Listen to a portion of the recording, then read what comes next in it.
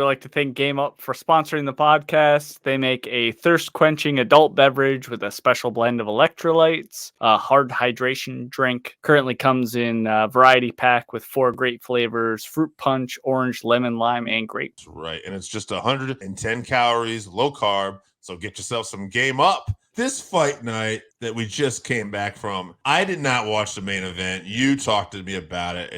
You sounded brutal, but there was some interesting stuff on this card overall. Why don't we start off with any fights you want to shout out or anything? Last week, I said keep an eye out on the prelims for Nate Landwehr versus Jamal Emmers. Nate Landwehr, which means that he got his ass whooped really hard for a couple minutes and then came back and knocked his opponent out, which is what he does. His after the fight interview with Bisping was amazing. He dropped a bunch of one-liners in there. My favorite one was "come whoop my ass and see what happens," which is perfect for him. Yeah. He's hilarious. So shout out to Nate Landwehr. Looked great. He's a guy that can be a star without having to win a championship. He was on the prelims, and there's a bunch of guys in the stands like wearing his shirts and super hyped for him. Another fight we talked a little bit about last week, Chris Weidman versus Bruno Silva. Before we get to the controversy and some of the stuff with the eye pokes, Weidman looked good in this fight. Very good. Yeah, and I was really surprised at how good he looked. He took a couple shots. They did notice right in the very beginning, he was almost checking a leg kick that wasn't even there, I think. There was something that you could tell that, that's got to be in his head still. And hopefully, again, even though there's the controversy, maybe this will be a good thing for his, mental game when he's in the fight game. Because I don't think he's retiring after we saw it. And he did look good but there is controversy, and I have a problem. I'll let you get into the fight a little bit if you want, but here's a couple things I have an issue with. One, I'm a big believer that anytime we have eye pokes or low blows, I don't ever want it going to the scorecards, honestly. I don't think it's fair. I know that Weidman probably was winning the fight otherwise, but you should be in control of what you do, and there should be bigger penalties for that. Now, that's not a knock on Chris. That's just how I feel about the overall rule set. I think that should change. I didn't like Weidman's post-response. I thought he could. Just don't say shit, man. Just say it's unfortunate. It's part of the fight game. Yeah. We can do it again. Right. Absolutely. But the other thing, too, for the fans online coming after Weidman, if you're coming after him for that response, whatever, I get it. But at the same time, even though there was an eye poke, Chris is going for the finish, whether he saw it or whatever. It's the referee's job to make sure that stuff doesn't happen. He needed to be on there and recognize it was an eye poke. And obviously, split-second thing, stuff happens. But nonetheless, again, this is why I have a problem with the rules because if a foul happens, even if it's an accident, we've already changed the course of the fight, though. There is no getting around this now. Yeah.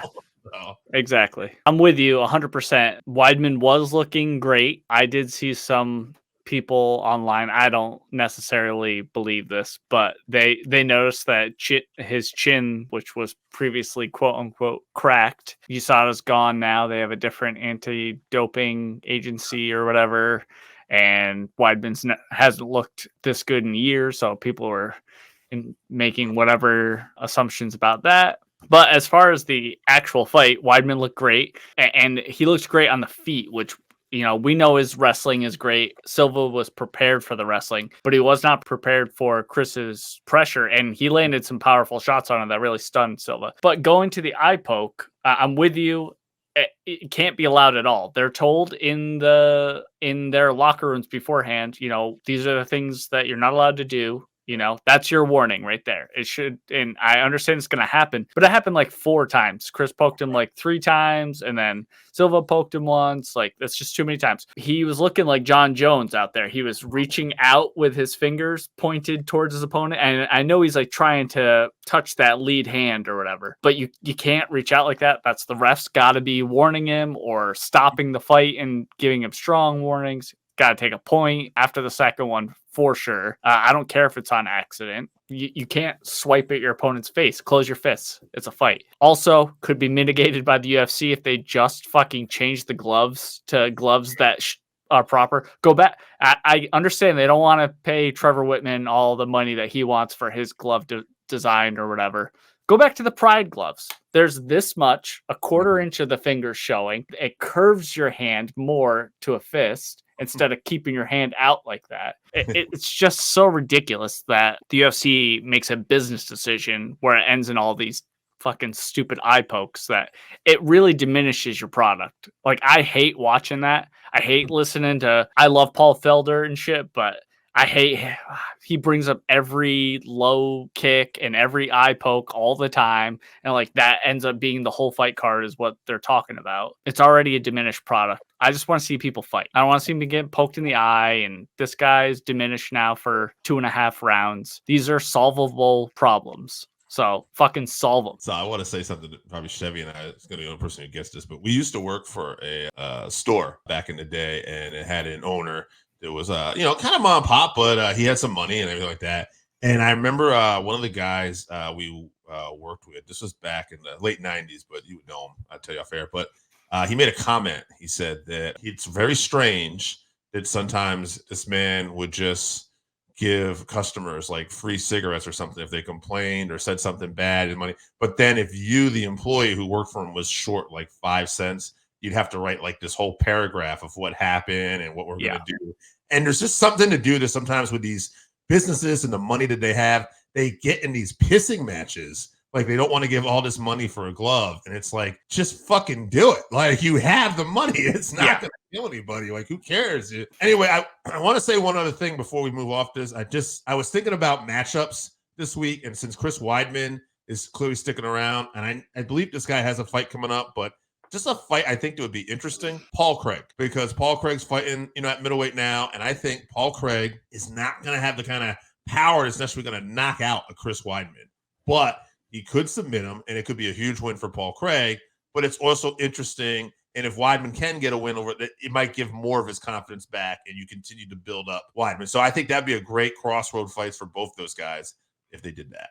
Yeah, I think that's great. That's a great matchup for sure. Move on to probably the most impressive fight on the card for me. Vicente Lucque versus Joaquin Buckley. Buckley did here wild. I did not see this happen. Vicente Lucque. Round and pound, TKO, round 2. Very interesting that Lucque, I believe he pulled guard, if I remember correctly, too. That was his mistake. He tried to pull guard. Very uncharacteristic. Some people are talking about maybe, he had some swelling on the brain earlier, a couple fights back after Jeff Neal, I believe it was. He had a loss with, and maybe he's fighting a little more nervous now. And I definitely didn't notice that in his last fight, but you never know. It's something to consider and think about. I don't want to take away from Buckley, but great win for Buckley. I'll let you say the rest, but I'll throw out another name here for a potential fight with him, Wonderboy Thompson. I know Wonderboy doesn't necessarily like to fight back, but boy, stylistically, sign me up. Ranking wise, Wonderboy would not be into that, but stylistically, Joaquin's going to come forward at him, which is great for Wonderboy's counter striking, and Buckley's not going to do a whole lot of wrestling. And when he does do it, I mean, I think Wonderboy's takedown defense is high enough level where you wouldn't be too worried about it. So yeah, if they can't find Wonderboy another fight, and if Buckley, I'm sure Buckley would take it, but we'll see. But back to the Lucque fight. Yeah, I was really impressed with Buckley's footwork and his angles. And I think that Vicente's guard pull had a lot to do with he just couldn't solve Buckley's movement. And then Buckley was, landing heavy shots on him. So he's like, okay, well, I don't want to get knocked out. So let's try to get him to the ground. I'm sure I'm better on the ground. Well, he gave up position, and then Buckley just immediately went full on ground and pound. So Lucque didn't really have a chance to try to work anything on the ground to try to sweep him. He didn't even get him in his guard, really.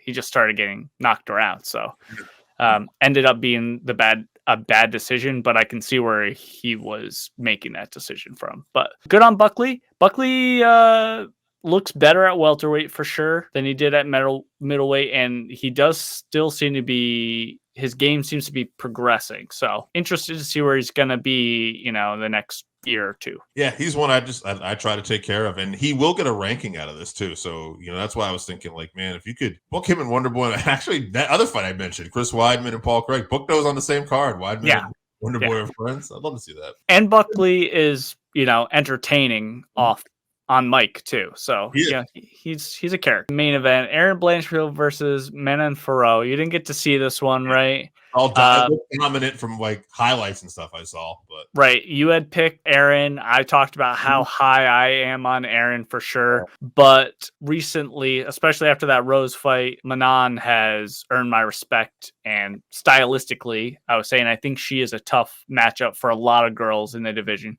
She's tall. She uses her range well. She has great takedown defense. She's very strong. She uses her kicks very well.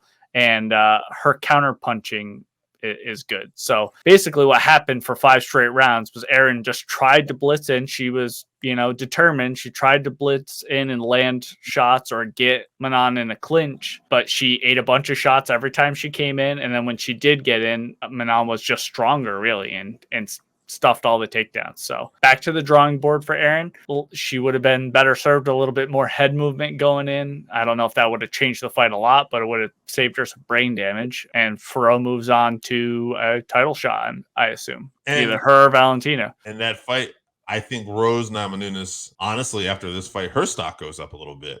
Absolutely. How close she fought Manon, So, and that was her first time in the weight class too. Right. So and hurt her hand. Yeah. So yeah. Rose is the real deal for sure. It wasn't no stat card, but it had some interesting stuff that happened.